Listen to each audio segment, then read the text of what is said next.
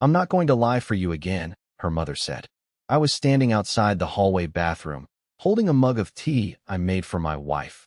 Peppermint, her favorite, when I heard it. I covered for you once. That's it. Her voice was low but shaking, the kind of trembling that only comes when someone's keeping in something massive.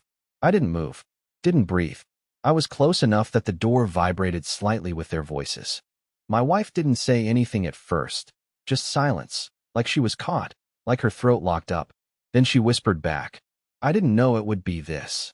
Whatever this was, it wasn't good.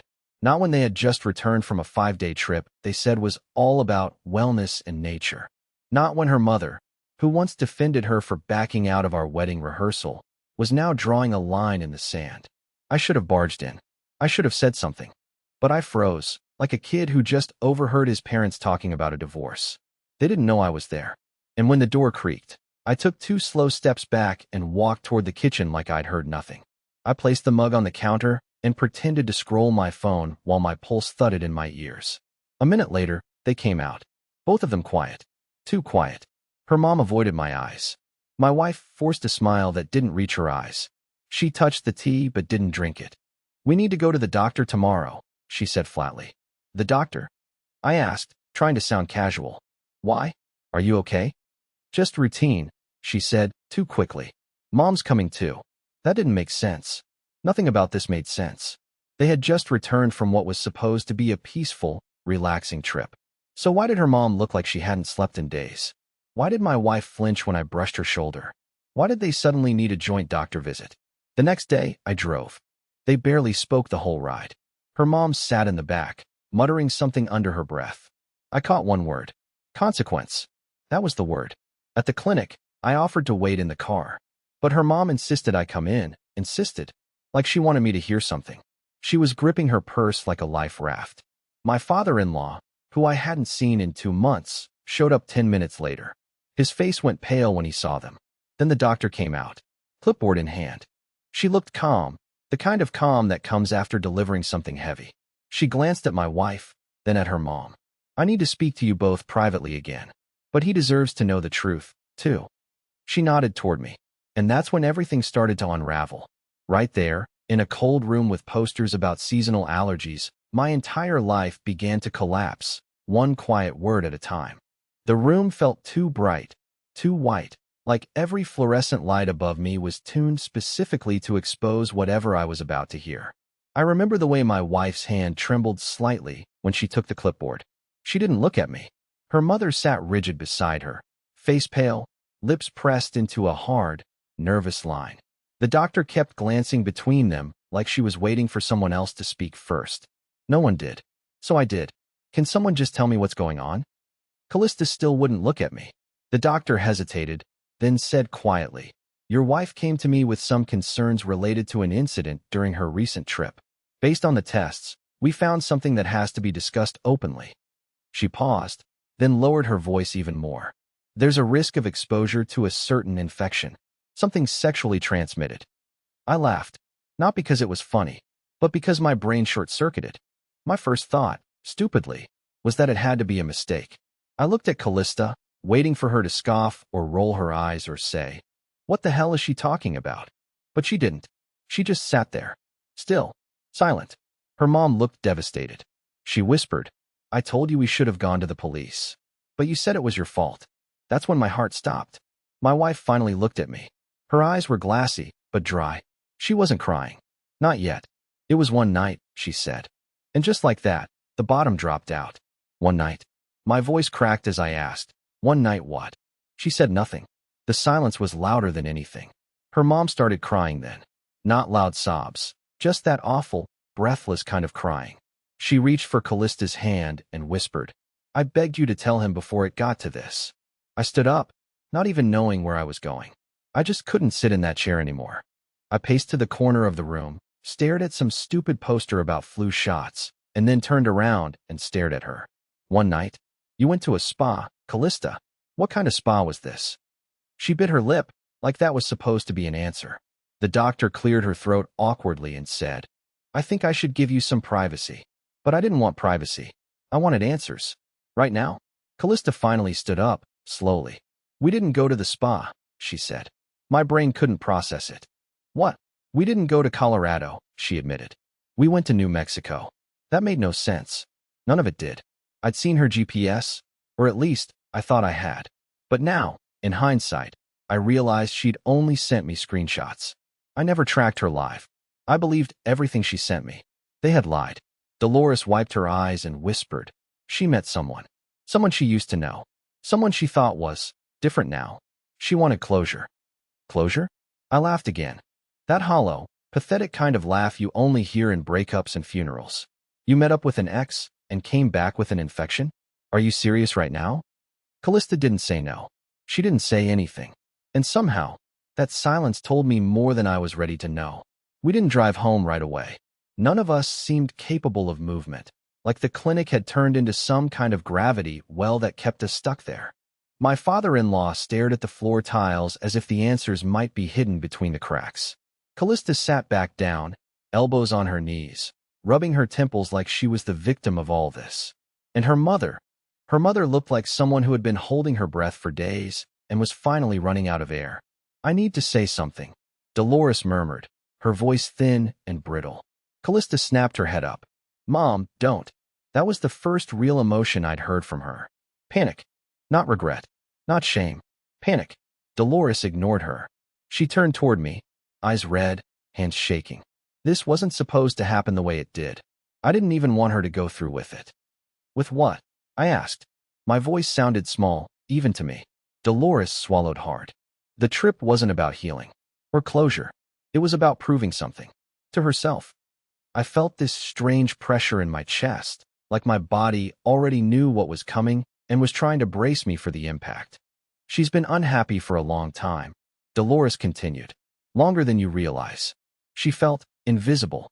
She said she wanted to feel chosen again. Desired. That word hit me harder than anything else so far. Desired. Like I was some optional accessory she'd grown bored of.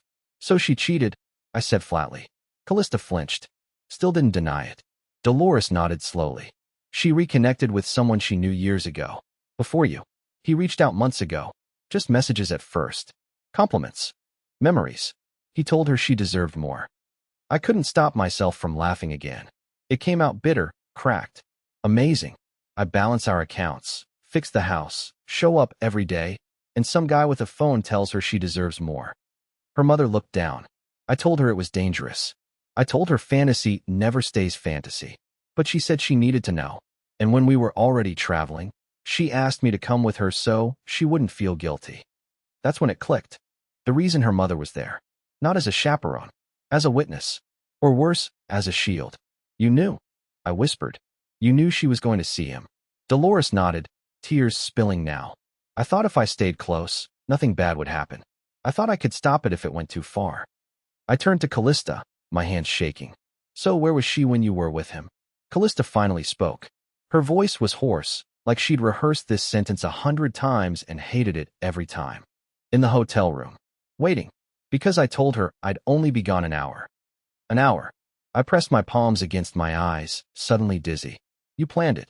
You scheduled cheating on me. It wasn't supposed to be like that, she said quickly. I thought I could walk away.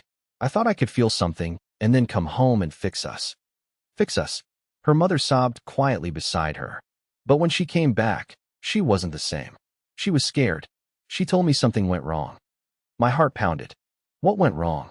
Dolores hesitated, then said the words that made my knees feel weak. He told her he never stopped seeing other people, and that she wasn't special, just convenient. Callista's face crumpled for the first time, and in that moment, I realized something terrifying. She wasn't breaking down because she'd betrayed me. She was breaking down because he had disappointed her, and I was still sitting there, married to someone who mourned another man's rejection. I didn't know it yet, but the worst part wasn't the cheating. It was what she did after she came home, and I was about to find out. We drove home in absolute silence. I didn't ask her to explain more, and she didn't offer. Dolores kept wringing a tissue in her lap like it owed her an apology. I should have pulled the car over. I should have told her to get out. But I didn't.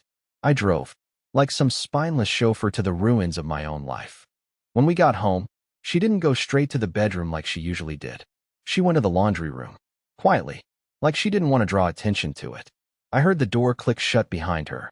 Something about that made my skin crawl. Like she had a plan. Like she needed to get rid of something. I followed. I stood outside the laundry room and listened. She was opening and closing drawers. Then the machine started, a wash cycle. I opened the door without knocking. She jumped. She had a hoodie in her hands, the one she wore on the trip. It was already wet, soaked with detergent. She stuffed it deeper into the washer like I couldn't see it. "What are you doing?" I asked. "Laundry," she said, avoiding my eyes. At 9:47 p.m., the second we walked through the door, she didn't answer. I reached over and stopped the machine. She tried to restart it. Quick, like it mattered more than me. I pulled the hoodie out. It was damp and smelled like bleach. Too much of it. Way too much. "Why are you bleaching this?" She froze. Her lips parted like she was about to make up something. Something fast and stupid, but she stopped herself. Then she whispered, "Because he left something in the pocket." I stared at her. "What do you mean he left something?" Her eyes glossed over. I didn't notice until we were back in the hotel. I reached into the pocket, and there it was. A wrapper. He didn't even say anything. Just used me and walked away. She said it like she was the one who'd been betrayed. Like I wasn't standing there with a marriage ring on my hand and acid in my throat. "So you came back," I said slowly, "with the evidence still in your pocket. And thought what? That you could just bleach it all away?" She didn't speak. "Did you even get tested before you touched me again?" She opened her mouth and closed it again. That was all the answer I needed. "Unbelievable," I muttered, backing away. "You came back and climbed into our bed. Like nothing happened." And then she said the one thing that made everything worse. "I didn't sleep with you. I avoided you because I was scared I'd pass something on." I blinked. "You avoided me? You rejected me every night since you got back, blamed it on stress, on hormones, on being tired. And the whole time it was because of him?" "I was trying to protect you," she said. "That broke me." "Protect me? You had no problem running to him. You didn't need protecting when you made the appointment. But the second you came back to me, suddenly you were worried?" She cried then. But I didn't move. I didn't comfort her. I just stared. Something about it all felt rehearsed.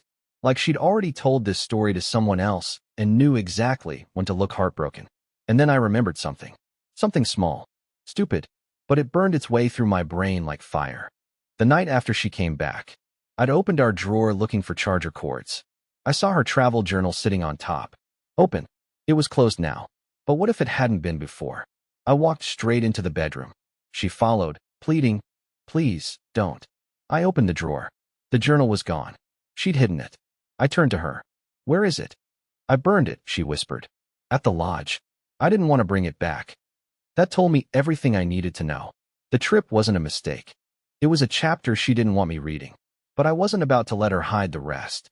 Because her mother knew more than she was saying, and the man she met wasn't who she thought he was. And when I found out who he really was, it changed everything. I didn't sleep that night. Not even a minute. I lay in bed staring at the ceiling while she pretended to sleep beside me. Her breathing was too even. Her body was too still.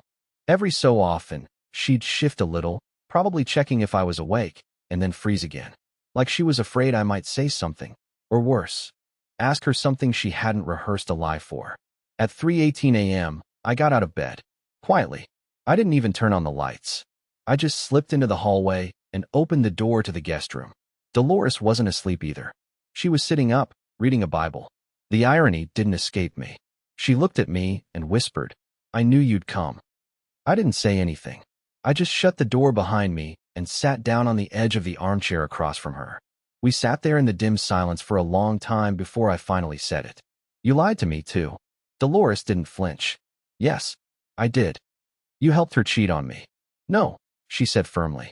I tried to stop her, but I didn't try hard enough. I thought if I was close, I could control the outcome. But I underestimated how far she'd go. I swallowed the rising bile. "You're her mother. You're supposed to talk her out of ruining her life." She looked away. "You think I didn't try? You think I didn't beg her to call it off?" She told me if I didn't support her, she'd go alone. And after everything she's been through, I couldn't let her do that. That phrasing. After everything she's been through. What do you mean by that? I asked slowly. Dolores hesitated, then pulled something from her nightstand. A small, beaten-up phone. "There's something you should see. She doesn't know I have this." She opened the photo gallery and tapped once. Then she turned the screen toward me. It was her. My wife. In a hotel room I didn't recognize, wearing that same hoodie she tried to bleach earlier. She wasn't smiling. She looked scared. And standing behind her, barely in frame, was a man. His face was blurry, but something about him made my stomach turn instantly. Not just the way he loomed over her, but how she held her body. Stiff, like a mannequin. Like she was posing because she had to. She sent me this. Dolores said quietly. The night it happened. Why? I choked out. She said she was afraid. That she wanted me to remember what he looked like if something happened. That single sentence shifted the entire world under me. So this wasn't just an affair. Dolores looked at me, pain etched into every wrinkle on her face. At first, she wanted it to be. She wanted revenge on life. On you. On herself. But then it got out of her control. He wasn't who she thought he was. I blinked. My throat felt tight. Who was he? Dolores hesitated. Then she said the name. A name I hadn't heard in almost 8 years. A name that didn't belong in our marriage. A name that should have stayed buried in Callista's past. Elias. The air left my lungs. Elias was the ex she never talked about. The one she skipped over in stories. The one her friends refused to name when I asked about her dating history. All I'd ever been told was that it ended badly. Now I knew why. He's not just an ex, Dolores said. He's dangerous. Manipulative. The last time she saw him, she needed therapy for 2 years. She told me she forgave him. That he'd changed. He sent her long letters. Told her he was clean, sober, spiritual now. She believed him. I felt sick. So she went back to him. She thought it would bring her peace. Closure. Instead, her voice cracked. He used her. Again. I looked at the phone again. The timestamp. The blurred outline of his face. The cold, calculated look in her eyes. Not guilt. Not even sadness. Resignation. That's when I realized something else. Something Dolores hadn't told me yet. You said she sent you this photo that night. I said, gripping the arms of the chair. But when did she show it to me? She didn't answer. Exactly, I said, my voice rising. She didn't. She wasn't going to. Dolores sighed. She was going to bury it. Like she did before. And now I knew. My wife wasn't just hiding a mistake. She was hiding a cycle. And I was the idiot who thought I could break it. But I wasn't going to sit still anymore. Because if Elias thought he could re-enter her life and walk away untouched, he had no idea who I used to be before I settled down. And I was about to remind him. Dolores gave me the last puzzle piece without meaning to. When she mentioned the town they stayed in, some backwater place in New Mexico called Ridge, she didn't know I'd already memorized the number on that blurry hotel door from the photo. Room 206. That's all I needed. I waited until morning. Callista thought I went to work. I even left the house in dress clothes. But instead of heading to the office, I changed in a gas station bathroom, grabbed a black coffee that tasted like burnt plastic, and started driving south. 5 hours later, I pulled into the parking lot of the same exact lodge. It looked smaller than in the photo. Sadder. Peeling paint, dusty windows, and a crooked neon sign that just read, RWIDGOMS. A woman at the front desk barely looked up when I walked in. Checking in, she asked. No. I'm looking for someone who stayed here last week. Room 206. She rolled her eyes. You a cop? No. Then no records. I leaned in. How about I just ask a simpler question? Is a guy named Elias still around here? That got her attention. Her mouth tightened. You a friend of his? No. I'm his reckoning. She didn't smile. She just nodded toward the bar next door. He's been hanging out there most days. Red truck, beat-up bumper, license plate duct taped to the back. I found the truck before I found him. The tailgate was half rusted, and there was an empty six-pack in the bed. Next to it, a sweatshirt. Familiar. Blue, with a faded college logo. The same one from the corner of the photo. I walked into the bar, not even knowing what I was going to do. I just knew I had to see him. He was at a back table, legs spread wide, arms hanging over the chair like he owned the place. He looked up at me, smirked, like we'd met before, like he knew I'd come eventually. You must be her husband, he said. His voice had that smug, snake oil calm. I didn't answer, just sat across from him and stared. You're late, he added. Late for what? For the part where you threaten me. Or cry. Or beg for some explanation that makes you feel better. I'm not here for any of that, I said, barely recognizing my own voice. I just wanted to see who she threw her life away for. He leaned in. And I shrugged. You're smaller than I imagined. He laughed. She didn't seem to mind. That did it. I stood up. Not to hit him. That would have been too easy. Too expected. I just leaned close and whispered the one thing I knew would cut deeper than any punch. She got tested, Elias. You might want to do the same. The smirk vanished. I walked out without another word. I didn't need to hurt him. I needed him to feel uncertain. To wonder. To spiral. Because that's what he'd done to her. And what she'd done to me. But the real confrontation was still ahead. Not with him. With her. Because when I got home, I found the letter, hidden in the back of her closet. And once I read it, I realized this was never just about cheating. It was a plan. One that started months before the trip. I almost didn't find it. The envelope was slipped behind a shoebox, under a folded scarf she hadn't worn since our first winter together. I don't even know why I reached back there. Maybe some part of me just knew. Like my brain was putting things together before I could name them out loud. The letter was creased and soft at the corners. Handwritten. No dear anything. Just lines of ink in Callista's neat, careful handwriting. Lines that didn't ask for forgiveness. Lines that read like plans. Like strategy. Like someone preparing for the aftermath of a crime. I'm not doing this to hurt you. It began. I just need to know if I ever had another path. She talked about Elias like he was a door she never fully closed. How she dreamed about him. How she owed it to herself to look him in the eye again. To reclaim control over a chapter she claimed I never understood. She wrote about me like I was a bystander in her life. Like our marriage was an obligation she slowly stopped believing in. But the worst part? The last paragraph. The one that felt like a punch to the ribs. If things go the way I hope, I won't come back. But if they don't, if it turns out he's still the same, I'll find a way to reset. I'll cry. I'll pretend. He'll believe it. He always does. I dropped the letter. He'll believe it. That line burned like acid in my brain. Because she knew. She knew how I'd react. Knew how I'd search for reasons. How I'd bend myself backward trying to fix what she smashed. She knew I'd blame myself. And she was counting on it. I sat on the floor of our closet, staring at the wall, breathing like I'd been punched. My mouth was dry. My hands wouldn't stop shaking. I was too numb to cry, too angry to scream. It wasn't just betrayal. It was manipulation, like every word she'd said since she returned had been performance. I stayed there for hours. When I finally came out, Callista was in the kitchen, acting normal. She was pouring cereal. Her phone was playing music. She looked up, smiled softly, like everything was okay. Hey, she said. You're home early. I held up the letter. Her face changed.